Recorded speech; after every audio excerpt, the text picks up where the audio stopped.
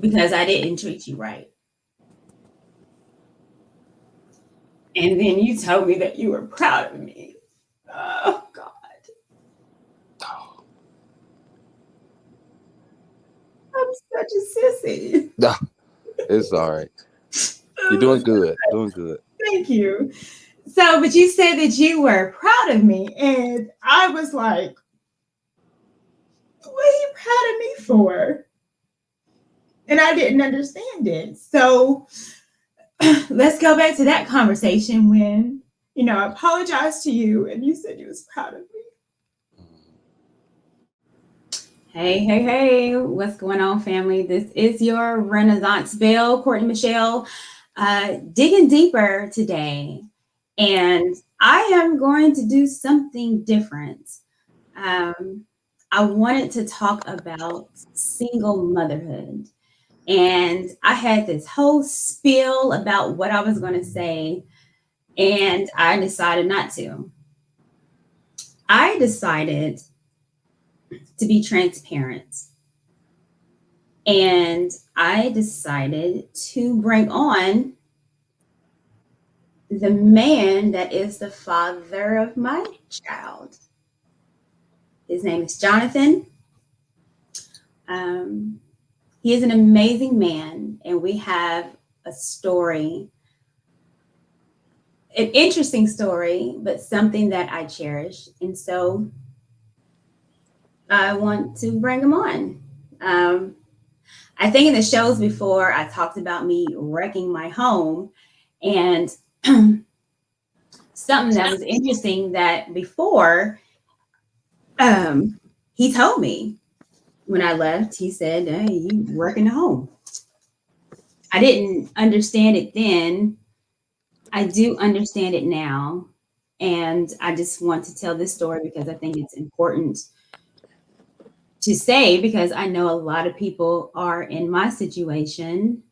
And let's try to grow, be better, and see how we can make it better. So, yeah, Jonathan, you Hey, here? I am here. Thank you. Thank you. I'm here. Hi. All right. So I don't. I know you know that I do this, and I don't know if you've watched, but you've been a topic of discussion a couple times, because sometimes people are like, well, who is he? And she's a single mom, and she a baby mama, and so I get that. And um, for me, I don't consider myself a baby mama. It took me a minute to say I'm a single mother because I'm not. I have the best support. You, I have, I mean, you've been there the entire time. So I want to give you a voice because sometimes I think that men like you are silenced and you shouldn't be. So I want to ask you a couple questions. I want you to be honest and let's just see how this rolls. All right. I'm down. All right. So in previous shows, I said that I wrecked my home because, I left. And the reason why I left was I was like, we are in a whole toxic relationship. But back then, I didn't take accountability to the fact that I was the toxic one. So I want to know how you felt. How did you how did you feel when I left the home? Well, I would say, first, I would say that you were not the toxic one. Just it takes two people to be in a relationship. And it takes two people to work at it to be in a healthy relationship. So we hear the word unilateral relationship a lot, just kind of meaning one person is working at it more than the other. Um, but I would say that most importantly, I think I was heartbroken because I look at myself as the protector type in a way, and just being that there was a new addition to the family.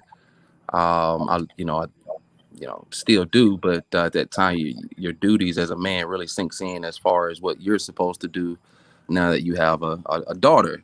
Um, so it wasn't just that you left; it was that the two of you left that really, you know, Mm, uh, was life changing for me. So for the most part, yeah. Um, I would say at at that stage at the beginning of when I decided to leave, there was a lot of resentment. I know that you had some for me, and rightfully so. Again, like you stated, it wasn't that I left, you know, our child left, and she wasn't in the home, which we were used to 24/7. So there was a lot of resentment, and it took us a while to get over that resentment. And it might still be some there. Um, but what I do want to know is how did we get from there to here? yeah. And you made a good point about the resentment part, but that kind of fades away over time, when two people just focus on, um, you know, the new addition, the child, the most important.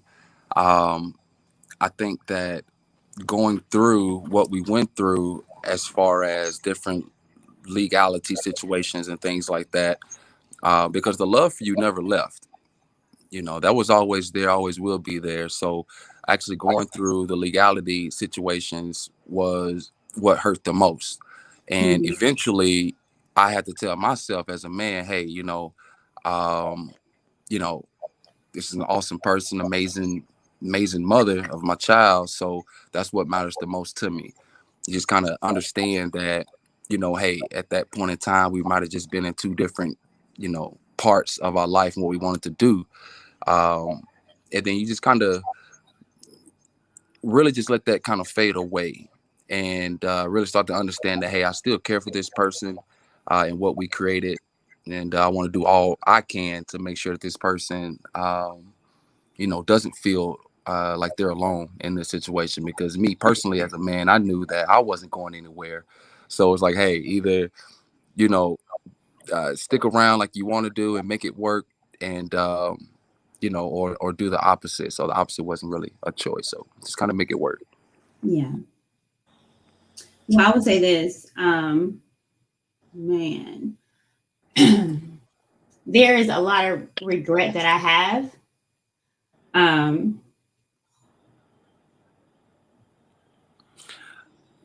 I would say that not just you with that has regret in this situation. Regret looks different, depends on who it's coming from.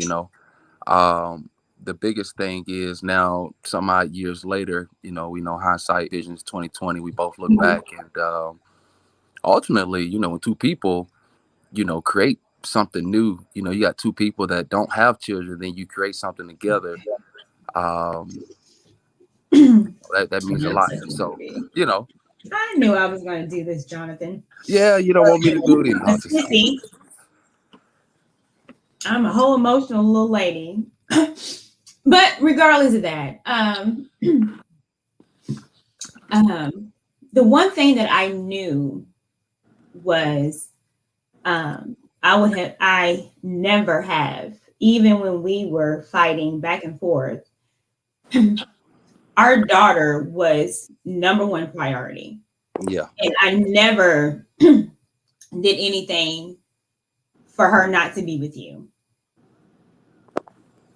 And I would agree. that I would never do that. Like, she's a whole daddy's girl. You spoil her to death, to the point where I'd be having to call you, be like, stop.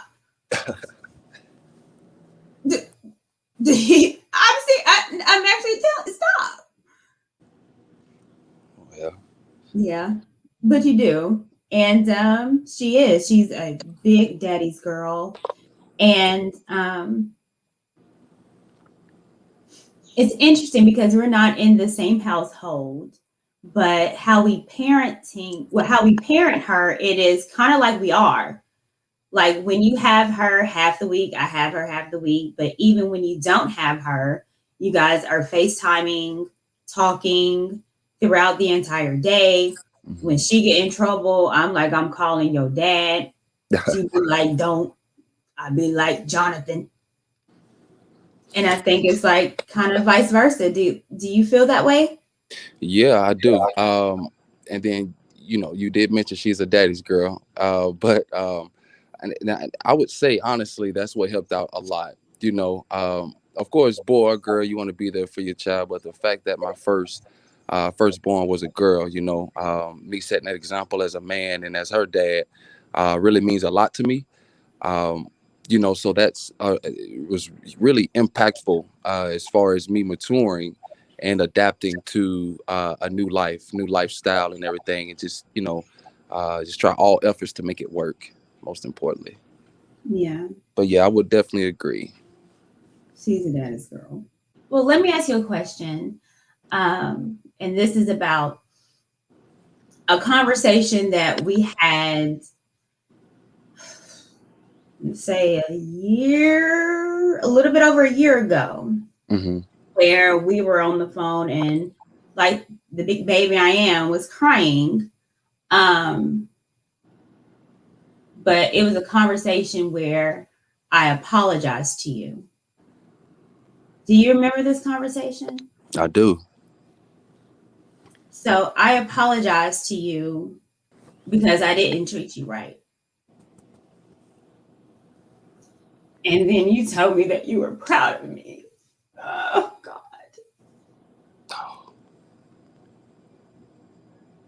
I'm such a sissy. Nah, it's all right. You're doing good. Doing good. Thank you. So, but you said that you were proud of me. And I was like, what are you proud of me for? And I didn't understand it. So let's go back to that conversation when, I apologized to you and you said you was proud of me. Why were you proud of me? Well, I was proud of you then at that moment, the same way I'm proud of you today. And the reason behind that is, like I said, at that time when we were together, we might not have been on the same accord as far as what we wanted in life at that time. Um, you know, you took that route that you took and you really did something with it. You're a homeowner, you're an amazing mom, you know, um, super supportive and protective of our child, and you're everything that I would want the mother of my child to be. Um, so even though, like you said, it was a year ago, and it's still a few years after we had broken up, and just what you did with that time frame was remarkable to me. And I tell you to this day, like I told you then, I look up to you, and that helps a lot too. Um, with dealing with the past and hurtful situations and things. But you take those lemons and you turn it into lemonade, which is what I think we did and what I think you did. So you are a shining example of Zoe for Zoe to look up to. So that's what I appreciate the most. So that's what I'm proud of.